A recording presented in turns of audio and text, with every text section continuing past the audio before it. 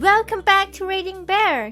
Today, we will take a look at some new revenge stories. And if you enjoyed my content, please don't forget to subscribe to my channel and post some bear emojis in the comments. Let's go! The first one is titled, My Girlfriend is Not to Be Messed With. This story is not about me, it is about my badass girlfriend. My girlfriend worked for a tanning salon. It is a national chain, which means there are plenty of policies that are to be followed. She originally worked at a location about a 30-minute drive from home, but after a few months transferred to a place that was literally 2 minutes from our apartment. I've always known that my girlfriend was the kind of person who is genuinely sweet unless you treat her badly, then she can strike back twice as hard. Once she started at the new location, she immediately got the vibe that if you weren't in that group, which included the main manager, you weren't to be trusted and would often get the short end of the stick. She has plenty of charm and is a very bubbly and warm personality. It's definitely not hard to fall in love with her. This didn't stick to the girls in the group. She soon found out that every girl there smoked weed. She personally didn't care at all, but the chain's policy is no drug use and they drug test. The manager said they never test them, so no one really cares. This manager truly didn't care about the rules. She would leave early on her shifts, if she would even show up at all, and her and the group would never come to work in uniform. My girlfriend was not close to being in the group, and became an outcast. She was forced into shifts that she said she couldn't do, because of a primary job that was at once not a problem. She would often have to work a call-in shift, followed by a regular shift back-to-back, sometimes going over 10 to 12 hours when they had plenty of workers, which made this unnecessary. There was an argument between her and the boss, which led my girlfriend to put her 2 weeks in. The company's policy stated that as long as you put in a notice, you would still receive your commission based on sales you made for the month. My girlfriend was promised she didn't have to work a second shift in a row, so she made plans with her family. As it was time for the second shift to start, she was told she couldn't leave without first consulting the main manager, who had been ignoring her for the better part of 2 days.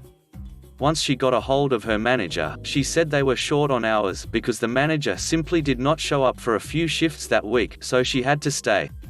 My girlfriend was fed up, and promptly counted her draw and left anyways. On the 2-minute drive back home, her manager texted her and said, "Now you don't get your commission." Now to the revenge part. My girlfriend immediately called the district manager, the store manager's boss, and set a date to have a discussion. In that discussion, she had a compilation of screenshots and proof of the group not only smoking weed, but doing it on work property and selling it in the store.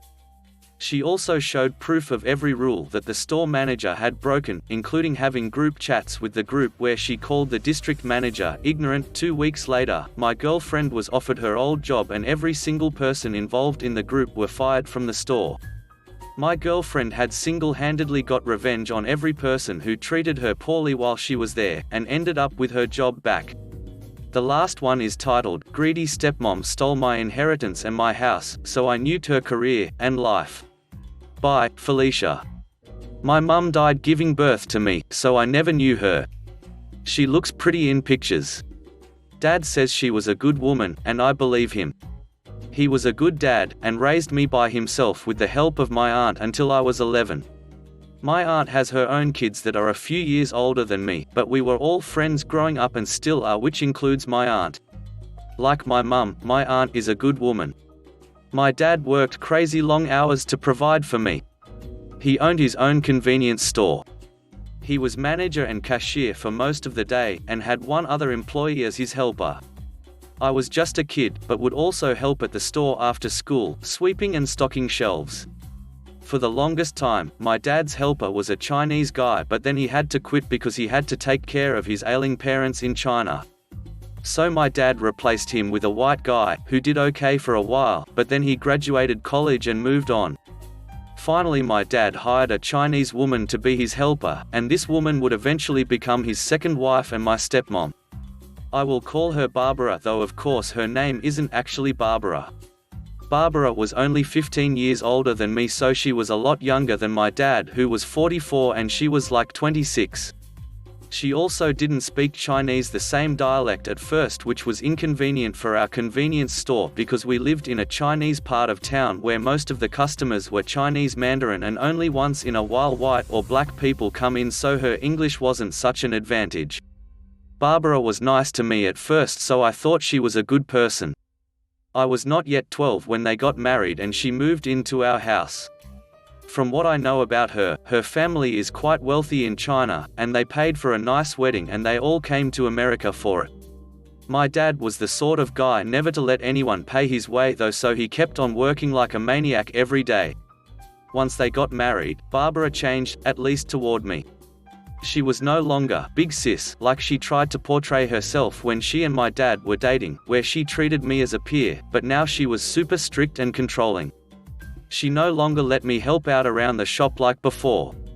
It's not like Cinderella, where the mum would force the kid to do all this work, but she did tend to isolate me from my father. Over the next few years, she convinced my dad to sponsor all sorts of her relatives and friends to come over from China to live in America. He would set these people up with businesses because, even though my dad wasn't rich, he was very bright and knew how to make money. They would open little restaurants, dry cleaners, cell phone repair shops, things like that. Pretty much all the little foreign mum and pop shops you see in any small town, my dad helped make those things, except the owners were Chinese guys. When I was 17, my dad developed lung cancer due to smoking heavily ever since he was 13. He died only 2 years later at only 52. When I was a kid, I always had in mind to one day take over my dad's store when he retired. Now that I was 19, I was still too young to sell liquor, but I thought surely Barbara will let me work in the store now that my dad was gone. No such luck. She had one of her adult cousins take over the store, and the guy hired only his own friends and family to work in it. So, the store my dad built from nothing was no longer part of my life. Barbara also had my dad fix his will so that she got almost all of his money, which again, although he wasn't Bill Gates rich, were several hundreds of thousands of dollars. I didn't really care about the money. Barbara can have it, but it still sucks she got all his money and her family is already rich. I think she was just using my dad to transport her clan from China to America, but that's just my theory. All the money in the world cannot to pay to bring my dad back, and I'd rather have that than cash, but I digress. However, after saying all that, I will admit my dad set aside a small trust for me that was enough to put me through junior college. Also, the minute I turned 18, Barbara threw me out of the house my dad bought and paid for with his hard work. "This is not a place for you, you go now, bye-bye." She owned it because she was his wife. And now that my dad was dead, Barbara could move her new boyfriend into the house in his place. Her new boyfriend was a big, fat scumbag from Taiwan who, from what I hear, was big-shot mobster in his home country, but in America he just played mahjong all day and lived off his wife's money, in my dad's house. Honestly, I think he was hanging out in America to avoid gang trouble in Asia.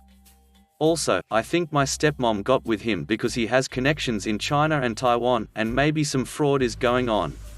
Before I got kicked out of my dad's house, my stepmom used my dad's money to invest in a couple of apartment buildings. I eventually heard that she was renting out rooms to various traffickers, and basically they were bordellos. This was all stuff I found out later, along with the news that she not only made big money off rents, but the traffickers were giving her a kickback on money they earned. I will say this for Barbara. She's a very beautiful woman, physically, and it's easy to see why my father was attracted to her, though if I think of her as not my stepmom, she personally does nothing for me. She often got men to do what she wanted because she was pretty. I'm also quite certain that she gave them more than eye candy, but aside from one very important case, I cannot prove it. What was that case? Well, I moved in with my nice aunt, who sheltered me while I went to college for a degree in computer engineering. My smaller inheritance paid for a couple of years of school. My aunt was nice to me, and even though she was still taking care of her own children, she had one son who already married and had his own family, but 3 daughters who still lived at home and were unmarried. She didn't ask me for rent. Her own husband had passed away long ago, so I got to play man of the house, taking care of the yard and fixing things like cars and computers while I lived there. After a couple of years I lose touch with Barbara and just concede that she won. I also got a job at a computer hobby store where I am soup upper of computers to make them go fast. It's good experience, and though the money isn't so great, at least hey, it is some money, and I am starting to make a name of myself in the world, or least in our small city. When I say small city, I really do mean small city, and it is even smaller in sense that Chinese people in that city tend to live all in one part of it and everyone knows one another. Eventually I meet my own girlfriend Kay, who is much the same age as me and going to school to be a nurse. After Kay and I am dating a few months, I start to meet her family. She knows about my living situation, that I live with my aunt and that I have a mean stepmom who threw me out of my dad's house. But I never said Barbara's real name before. So I meet Kay's family, and she has an older brother Mike who is about 26. Mike is Chinese like all of us, but he is very heavily tattooed, and he had spent some time in prison because he was a banger as a teenager and did time until he was early 20s. He worked for a landscaping company cutting grass and all that. He is what we call in our neighborhood a cowboy, but I don't know how accurate that translates in English to what I am trying to say he is. Well, anyway, after coming to Kay's house and seeing him around a couple of times, Mike overhears me answer one of Kay's questions about my stepmom, and Barbara's name comes up. Mike is saying, "Oh, excuse me, May. Hey, did you say Barbara's real name?" In my neighborhood everyone calls their little sister May. So I say, "Yeah, that's my stepmom." "Oh," he tells me, "no offense but I'm ducking your stepmom." "No way." So he describes how he does a lot of houses in my dad's old neighborhood, and while my stepmom's boyfriend is with his own friends playing mahjong, Mike, comes over and he and Barbara have sex without a condom because she wants a baby and is like now 36 and is wanting go fast and her boyfriend's sperm too slow. Evidently Mike has sex with all sorts of women in the neighborhood and outside of it too. He brags about all the white and black and Mexican ladies he also landscapes. I haven't really thought about my stepmom other than talking about stuff in the past, so it was interesting hearing what she was up to. I mean, other than ducking my girlfriend's brother. Mike tells us that Barbara uses her apartment buildings as a giant cat house where pimps set up their women. Barbara never actually told him this, but he deduced it like an Asian thug version of Sherlock Holmes. He says that a lot of people he knew in prison got put in jail that way. Also, that my stepmom was running for a seat for the city council, playing up the fact that she was a hard-working woman of color blah blah blah and had aspirations for even higher office. It's clear she want to make herself a little empire. Kay asks her brother if he would help us put my stepmom in jail. She had her accounts set up so it was really hard to prove she actually knew exactly what her tenants were doing in her buildings. But anyway, if the buildings were shut down, it would at least hurt Barbara's cash flow and it would put an end to at least some abuse of women. Mike said that he would have kept his mouth shut because he liked that my stepmom was basically showering him with money so that he could keep giving her the D, but since his little sister was asking for help, he was willing to forego the money. I piped up and offered to pay him, even though no way I could pay as much as Barbara. He said, "It's fine, you don't need to pay me anything, but if you hurt my little sister I'll cut your balls off." Deal. So our plan we came up with was that Mike would set up his cell phone in an out-of-sight place in Barbara's room while they had sex. Basically a sex tape without her knowledge. Mike didn't care about his reputation in America and had plans to leave the country again anyway and go back to China, as his own father had a business opportunity for him there. The idea of being in a porn didn't bother him at all. Having spent time in jail and also being part of a gang subculture, he also didn't have any trouble scoring drugs, and evidently he did these drugs with Barbara all the time in her house. So on the day he made a porn at her house, he also made sure to show that Barbara was doing drugs. He minimized his role so that it appeared that it was Barbara who scored the drugs and was offering them to him. He did make sure, at my suggestion, to have her say in natural conversation what day and year it was, and that this was her pass-away husband's house, and that her current boyfriend was playing mahjong at a friend's house. Furthermore, Mike added a special touch where, in the throes of sex, he made Barbara denounce her Taiwan boyfriend as a weakling and a fool, not a real man, that only Mike was capable of giving her an orgasm. Really hair-raising stuff. All of it was in Chinese, but that was okay as the audience would also be Chinese. Mike made sure that the video clearly showed Barbara's face. The video was obviously not professionally made porn, so thankfully we did not have to actually see any clear private parts, but it was very obvious what was going on in the film. All told, the video was 20 minutes long. We edited it out most of the sex portions because those were unimportant, really. When I say we, I mean Mike and me, because of course Kay didn't want to look at her own brother in a porn.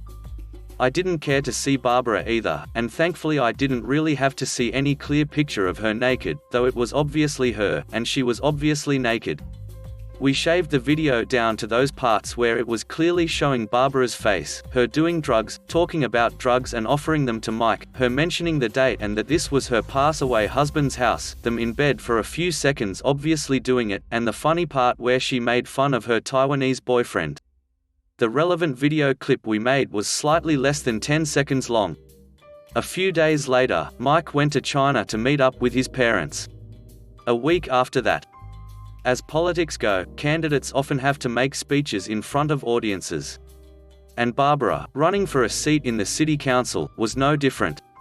Nobody really cares about city council meetings, except other politicians and the few dozen people who go to such things.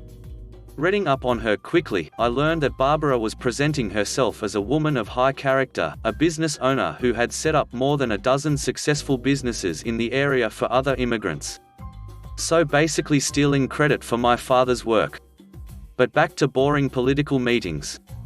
They're definitely snoozer, but if something interesting happens, such as the politician saying something Hitler would say, someone getting assassinated, or, I don't know, an attractive candidate suddenly, randomly appearing in a porn for all to see in real time, news travels fast. So on the day that Barbara was making her little speech in front of maybe 100 people at a local hotel conference room, the public was invited. Oh look!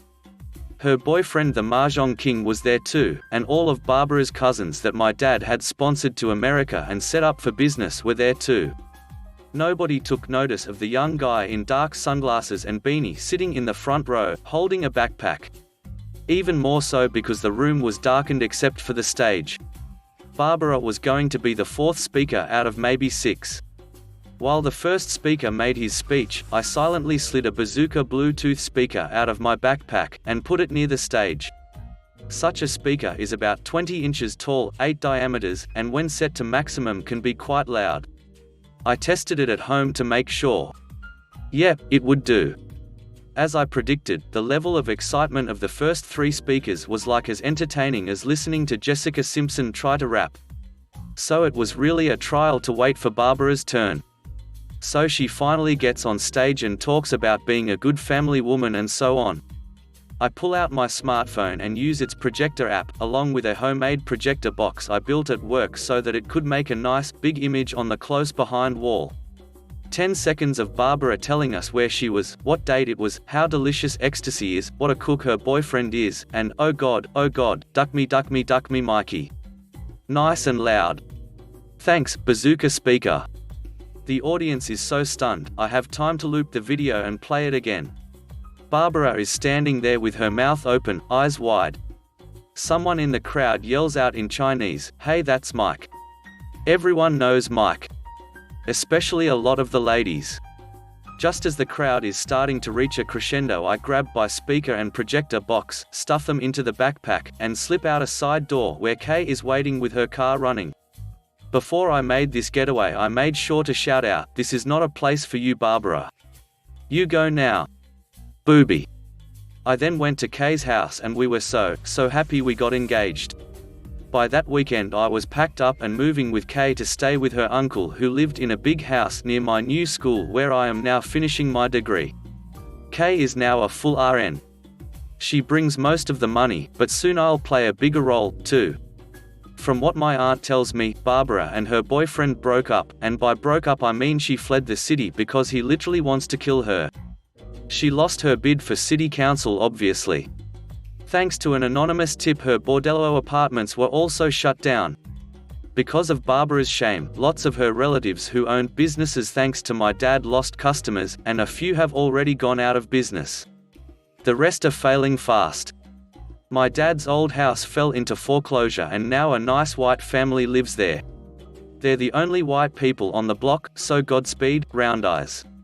Barbara's porn.gif made the rounds on tons of people's Facebooks before it got deleted because of community guidelines. Mike shared this trailer all over the internet to people he knows, and in our neighborhood everyone knows one another. Since it was only a few seconds, lots of people also posted it to their Instagram before it got deleted. Barbara's life is pretty much nuked. The full-length version got posted to various pay sites, but it hasn't leaked to any free streaming services. This is according to Mike. Never misses an opportunity to make some cash. Hey, you dad, I forgive you for not leaving me that much other than showing me how to be strong and to stand up for myself. That was the best inheritance of all. See you in heaven unless this stunt make me for hell instead. Thanks for listening.